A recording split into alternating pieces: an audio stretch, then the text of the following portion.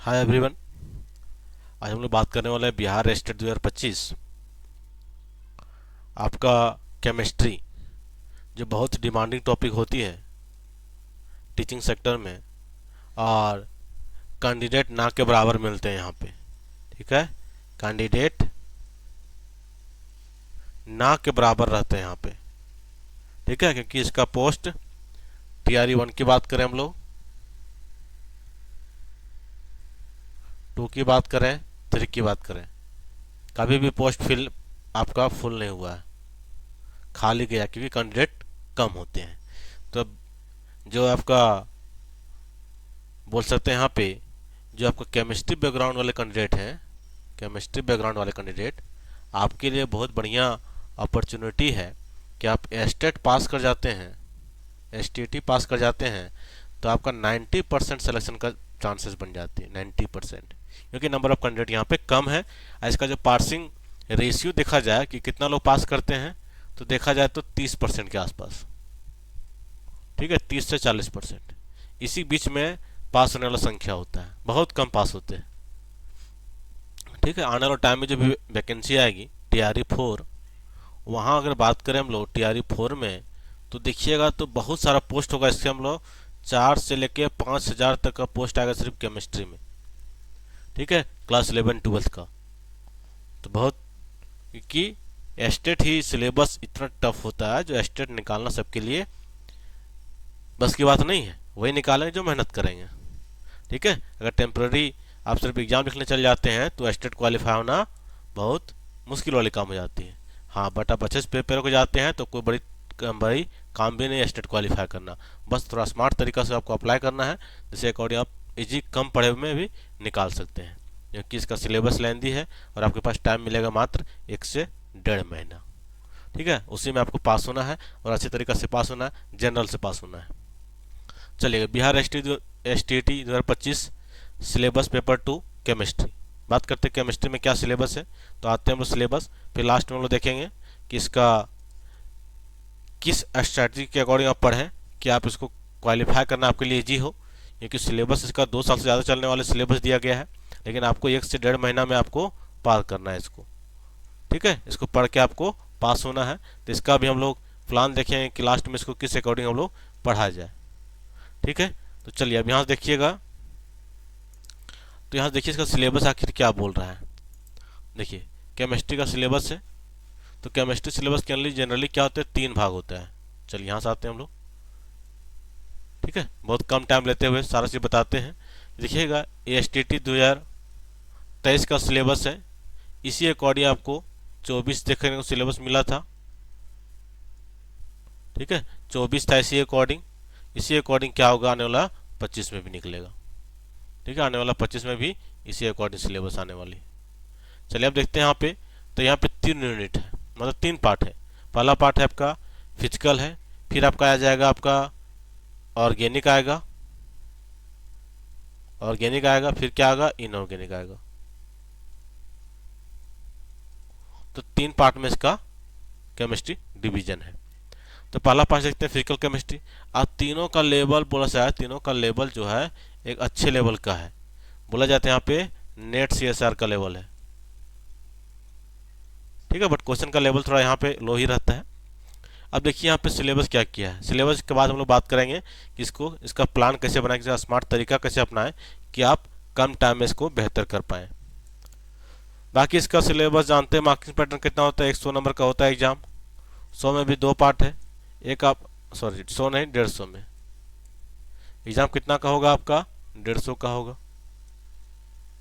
150 में भी 2 पार्ट है, एक आपका 100 है, फिर आपका इधर 50 है, ये 50 भी 2 पार्ट में टूटता है, 30 + 20 टूटता है।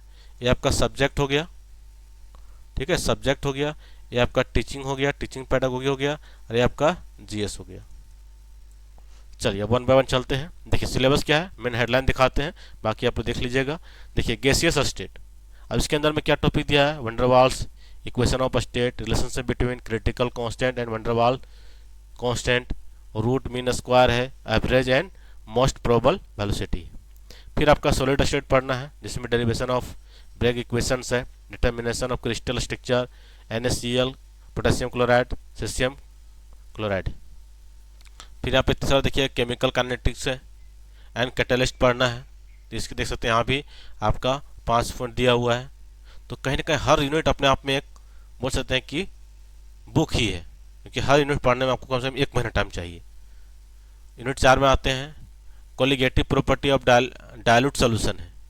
ठीक है, तो इसके अंदर आपका थर्मोडायनेमिक्स डेरिवेशन है, रॉल्स लॉ रिलेटिव, ये सब सारा यहाँ पे देख लीजिएगा। फिर 5 में आइएगा तो थर्मोडायनेमिक्स पढ़ना है। ठीक है, थर्मोडायनेमिक्स भी अपने आप में पढ़िए तो 1 मंथ से कम नहीं लगने वाले हैं। तो यहाँ पे देखिए calculation of WQ DU DH है, expansion of ideal gas under isothermal adiabatic, ये सब सारा चीज़ है। हेस लॉ है, इंथैल्पी है, गिब्स फंक्शन है, variation of G&A with PVT है। फिर केमिकल इक्विलिब्रियम पर देखना है आपको। फिर आपका फेज इक्विलिब्रियम है। तो कहीं ना कहीं एक अच्छा टॉपिक है, बहुत सारा यूनिट भी दे रखा है। फिर आप देखिएगा तो इलेक्ट्रोकेमिस्ट्री। तो टोटल आपका अगर फिजिकल की बात करें हम लोग, फिजिकल केमिस्ट्री में कितना है तो 1 से लेकर 8 यूनिट है। कहीं ना कहीं देखिएगा इसी को पढ़ने में 1 साल लग जाएगा। मतलब कहीं ना कहीं 8 यूनिट है, मतलब 8 मंथ इसको जोड़ लीजिए, इतना लंबा सिलेबस होता है। ठीक है, लेकिन इसको भी स्मार्ट तरीका है, उसके अकॉर्डिंग अपनाते हैं तो बहुत जल्दी काम कर लीजिएगा। चलिए लास्ट में बताएंगे इसका प्लान कैसे अपनाना चाहिए आपको, जो आपको बेहतर कम समय में ज़्यादा आपको आउटपुट मिले। देखिएगा अब आते हैं इनऑर्गेनिक में, क्या है एटॉमिक स्ट्रक्चर है। फिर यहाँ पे quantum number, shape, SP, D, F जो होता है पढ़ना है। अबाउ पाउली एक्सिकुलेशन प्रिंसिपल है, इलेक्ट्रॉनिक कॉन्फ़िगरेशंस है। ठीक है, फिर आपका है यहाँ पे पीरियोडिक प्रॉपर्टी है, जैसे एटॉमिक है, आयोनिक रेडियस है, आयोनाइजेशन एनर्जी है, ये सब सारा है। फिर यहाँ पे केमिकल बॉन्डिंग है, केमिकल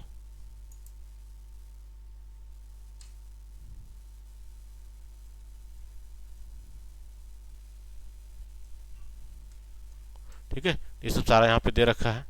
इसके बाद आगे बढ़ते हैं तो देखिए यहाँ से क्या है, केमिकल बॉन्डिंग में आ जाइएगा तो फिर आपका वेरियस टाइप ऑफ हाइब्रिडाइजेशन है, बैलेंस सेल है, होमोन्यूक्लियर्स एंड हाइड्रोन्यूक्लियर है, ये सब सारा यहाँ पे लैटिस है, सेमीकंडक्टर है, फैजान रूल है, हाइड्रोजन बॉन्डिंग है, मतलब सारा डिटेल्स आपको। अरे कितना बड़ा टॉपिक देखिए केमिकल बॉन्डिंग।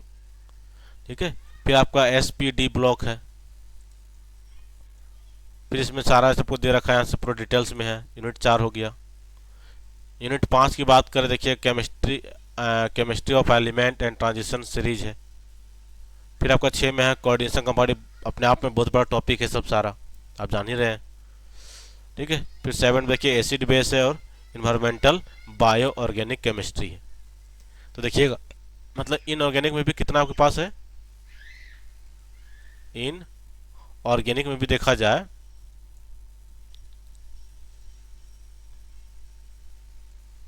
इनऑर्गेनिक में भी देखा जाए तो यहाँ भी 1 से लेकर 8 यूनिट है।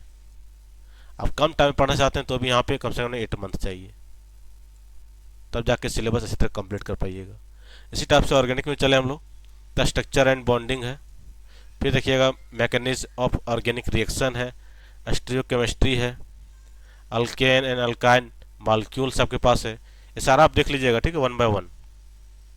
फिर आपका अल्कीन है, साइक्लो अल्कीन है, डेनिस है, अल्काइंस है, फिर अराइंस है, एरोमेटिसिटी है, alkyne and halide, alkyne and aryl halides है, ऑक्सीजन कंटेनिंग मॉलिक्यूल्स है। तो यहाँ पे देखिएगा तो आपका 9 यूनिट आ रहा है। ऑर्गेनिक कंपाउंड एंड नाइट्रोजन है, फिर यहाँ पे 10 यूनिट भी है। ऑर्गामेटिक कंपाउंड है, हाइड्रोसाइक्लिक कंपाउंड है, बायोमॉलिक्यूल्स है, फैट ऑयल एंड डिटर्जेंट है, सिंथेटिक पॉलीमर एंड डाइस है। तो इस टाइप से देखिए केमिस्ट्री में कितना हो जाती है आपके पास। अगर देखा जाए केमिस्ट्री में यहाँ पे तो कितना निकल के आती है। और यहाँ पे केमिस्ट्री बात करें हम लोग, जिसका 3 यूनिट है। यूनिट 1 में देखिएगा 1 से लेकर 8 तक पढ़ना है। यूनिट फिर से बात करें किसमें, फिजिकल के बाद इनऑर्गेनिक बात करें, यहाँ भी 8 है। और हम लोग ऑर्गेनिक की बात करें तो कितना हो जाती है, 1 से लेकर 14 हो जाती है। अगर इसको पूरा पढ़ा जाए ना तो यहाँ पे 8 यूनिट, फिर से 8 है, और फिर से कितना है 14 है। तो 16 और 20 30 यूनिट यहाँ पे पढ़ना है। अगर 30 यूनिट को एक मंथ भी पढ़ा जाए ना तो 30 मंथ लगेगी। एक मंथ भी एक पढ़ा जाए तो 30 मंथ लगेगी कंप्लीट होने में। मतलब 30 मंथ करें मतलब कितना, 12 दूना 24, मतलब 2.5 साल। इतना टाइम लगेगा अगर अच्छे तरीके से पढ़ना चाहते हैं तो क्या इतना पास आपके पास टाइम नहीं? आपका 2.5 महीना भी टाइम नहीं है, 2.5 साल छोड़िए, 2.5 महीना भी आपके पास टाइम नहीं है। 2.5 साल तो छोड़ दीजिए। अब इसमें आपको करना है, ठीक है, इसमें आपको करना है। इससे पहले हम लोग थोड़ा सा और बात कर लेते हैं कि सेकंड यूनिट में क्या है, यूनिट 2 आपको क्या बोल रहा है। उसके बाद आते हैं हम लोग 2.5 महीना में आप कैसे कीजिएगा, देखिएगा अब यहाँ से। उसके बाद आते हैं टीचिंग सब्जेक्ट में। जान रहे हैं टीचिंग में कितना पूछेगा आपसे, 30 नंबर पूछेगा, और आपका प्लस 20 नंबर होता है, इक्वल टू कितना होता है, 50 नंबर होता है इधर से आपका। तो यहाँ पे टीचिंग है, लर्निंग, मीनिंग, प्रोसेस, कैरेक्टरिस्टिक है। फिर आपका टीचिंग ऑब्जेक्टिव, इंस्ट्रक्शनल ऑब्जेक्टिव है। टीचिंग मेथड आपका lesson plan, micro teaching, instructional analysis है। इफेक्टिव इकोसिस्टम ऑफ क्लासरूम है।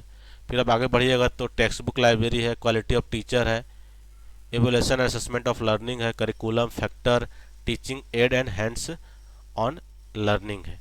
सेकेंड स्किल की बात करें, अदर स्किल या जीएस की बात करें तो जनरल नॉलेज है, इन्वायरमेंट साइंस है, मैथमेटिक्स है, रीजनिंग है। यहाँ पे क्वेश्चन देखिए, जिससे 5 क्वेश्चन पूछता है, यहाँ से भी 5 क्वेश्चन होगा, यहाँ से भी 5 क्वेश्चन होगा, यहाँ से भी 5 क्वेश्चन होगा। टोटल मिला दीजिएगा तो आपका 20 क्वेश्चन होगा। अब देखिएगा इधर से कितना मिला आपको, इधर से 50 मिला। आपको करना क्या है, इसको आपको 100% पढ़ना है, ठीक है, 100% एफर्ट लगाना है यहाँ पे, 100% एफर्ट लगाना है। जिससे क्या होगा कि ये तो 30 मान लेते हैं इसको अभी हम, ये 30 है। इससे क्या होगा कि 30 को आपको, ये जो 30 नंबर है ना, यहाँ आपको गेन करना है 20+, ऐसा एफर्ट लगाना है। और ये कोई बड़ी बात नहीं है, इसका जब क्वेश्चन हम करवाएंगे आपको पीवाईक्यू क्वेश्चन, देखिएगा आपका तो बहुत क्वेश्चन आपको सही हो जाएगा। अगर आप पैडागोगी पढ़े हैं बीएड या बीएड वगैरह में तो ध्यानपूर्वक, तो बहुत आसानी से बन जाएगी। फिर यहाँ देखिएगा तो आपको मैथ्स से और रीजनिंग इस सबसे पूरा नंबर उठाना पड़ेगा। एनवायरमेंट साइंस से भी आपको नंबर मान के 5 में तो 3 भी उठ जाएगा, यहाँ से भी 3 उठ सकता है। ये दोनों बहुत ईजी रहता है। तो मान लेते हैं यहाँ से भी कम से कम नहीं तो आपका कम से कम नहीं तो 20 में तो 15 नंबर आपको चाहिए ही, आपको क्वालिफाई होना है केमिस्ट्री में। तो यहाँ से 15 नंबर, यहाँ से कम 20 नंबर उठाइए। अभी दोनों मिलाने से कितना हो जा रहा है आपके पास, कम से कम 35 नंबर हो जा रहा है। कितना हो रहा है, कम से कम 35 नंबर हो रहा है। अब क्या करना, अब आते हैं इस प्लान में। अब यहाँ देखिए हम लोग क्या चीज़ देखें कि आपका ये जो 30 यूनिट पढ़ना है, अगर एक मंथ पढ़ते हैं तो 2.5 साल चाहिए, लेकिन आपके पास 2.5 महीना भी टाइम नहीं है। आपके पास टाइम कितना है, 1 से लेके 1.5 महीना, ठीक है, 1 से लेके 1.5 महीना टाइम है। अब आपको क्या करना है, 30 यूनिट को, 30 यूनिट को पढ़ने के लिए एक तो आपका बेस्ट तरीका है जो आपको इजी टॉपिक लगे, क्योंकि आप केमिस्ट्री ऑनर्स किए हैं, केमिस्ट्री मास्टर किए हैं, तभी तो यहाँ तो आए हैं। जो इजी टॉपिक है उसमें कम से कम ने 50% को अच्छे से प्रिपेयर कीजिए, मतलब 100% प्रिपरेशन देना है 50% को। बाकी क्या करना है, एनसीईआरटी उठाना है आपको, एनसीईआरटी उठाना क्लास 11th और क्लास 12th। इसको पूरा पूरा आपको रिवीजन करना है। हम रिवीजन बोल रहे हैं कि क्या पढ़े हुए हैं, हम ये मान के चल रहे हैं। नहीं पढ़े हुए हैं तो उसको 1 बाय 1 पढ़िए, ठीक है, 1 बाय 1 इसको पढ़िए आप। अब इससे क्या होगा, जब क्लास 11-12 का कर लीजिएगा ना, तो क्लास 11-12 बेस में, क्योंकि सिलेबस कहीं ना कहीं यहाँ से स्टार्ट है, जो भी हायर चीज़ पढ़ना है उसका बेस क्या 11-12 है। तो यहाँ से कम नहीं तो आपको 40 से 45 क्वेश्चन में आपको हिट कर देगा ये, इसका कंसेप्ट से क्वेश्चन रहेगी। बाकी आप जो 50% कर रहे हैं, मान लेते हैं कि आप ऑर्गेनिक का आपको कुछ नंबर क्लस्टर वगैरह क्लियर है तो वहाँ से क्वेश्चन पूछ दिया। इनऑर्गेनिक में भी जो आपको इजी लगा वहाँ से कर लीजिए, इसको कर लीजिए। तो यहाँ से भी क्या होगा, इधर से आप कीजिएगा कम से कम 20 क्वेश्चन तो आप इधर से भी काम कर लीजिएगा। मतलब यहाँ मिलाया जाए तो कम से कम इधर से 50 नंबर आपको लाना है, 50%। ये आपको माइंड में पूरा चलना। इधर से आपको जीएस और जो टीचिंग है उसको तो पूरा करना ही है, लेकिन इसको आपको 50% 100% करना होगा। 50 को 100 करना पड़ेगा, 100% सिलेबस कर ही नहीं पाइएगा, और करने जाइएगा तो फिर कुछ नहीं हो पाएगा। तो यहाँ से क्या करना है, आपको क्लास 11-12 को फोकस ज़्यादा करना है। ये क्वेश्चन कहीं ना कहीं बेसिक लेवल जो रहेगा यहाँ से रहेगा। और यहाँ फोकस करने से मतलब है क्या कि जब टीआरई का भी एग्जाम लिखिएगा ना, टीआरई 4.0 को, तो वहाँ पे क्वेश्चन होगा क्लास 11-12 से होगा। ठीक है, क्लास 11-12 से होगा, तो वहाँ पे भी आपका ज़्यादा बेहतर होगा आपके लिए। तो इस टाइप से आप यहाँ से प्रिपेयर करते हैं तो आप उम्मीद रखिए कि इसमें आप बिल्कुल क्वालिफाई हो जाइएगा।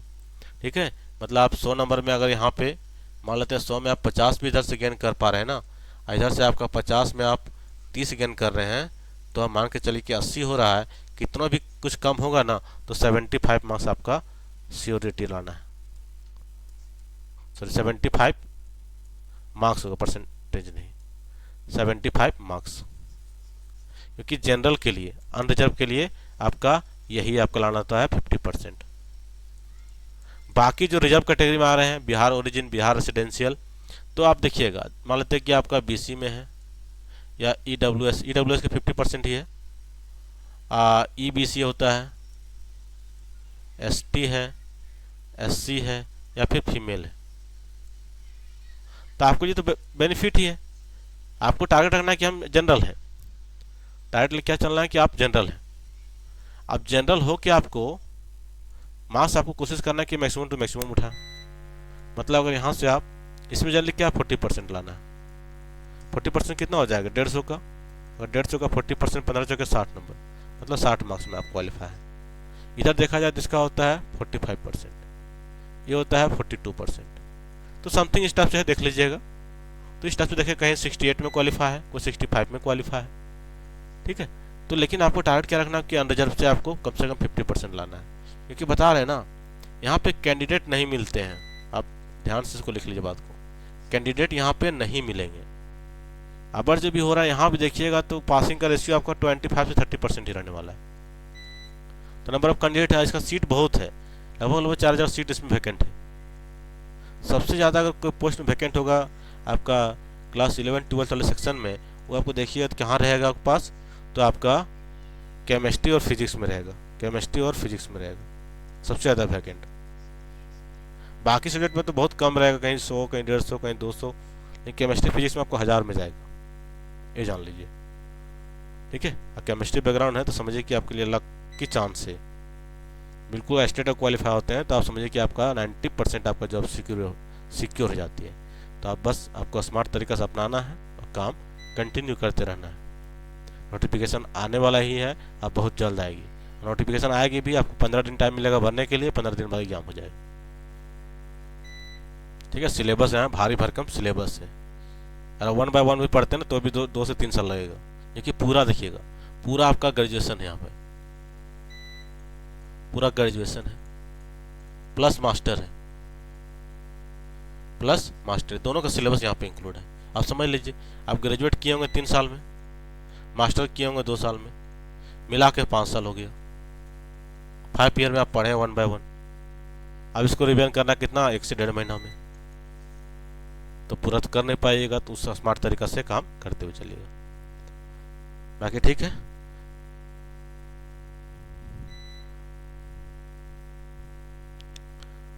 चलिए तो सभी को थैंक यू। बाकी चैनल को सब्सक्राइब कर लीजिए, आने वाले टाइम में बहुत सारे टीचिंग से रिलेटेड आपको अपडेट कंटिन्यू और 100% ट्रूथ अपडेट मिलेगी। ठीक है, चलिए बाकी सभी को थैंक यू।